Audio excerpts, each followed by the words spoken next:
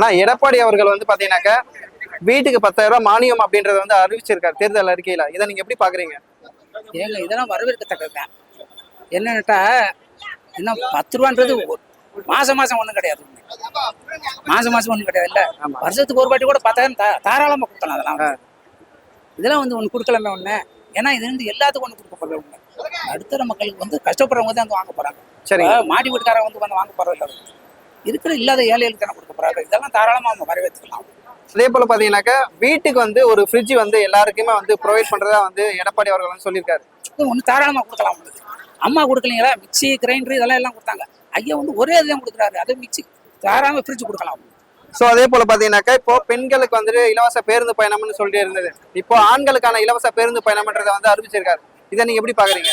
இல்லைங்க, இப்ப நானே எங்க ஹஸ்பண்ட் எங்க ஒய்ஃபும் ஊருக்கு ஒரு இடத்துக்கு போறோம்னா என் ஒய்ஃப் விட்டுட்டு நான் நிக்க முடியாது. இங்க என் ஒய்ஃபுக்கு அந்த பஸ் வந்துச்சுன்னா ஒய்ஃபை ஏற்றி விட்டு நான் நிக்க முடியுமா?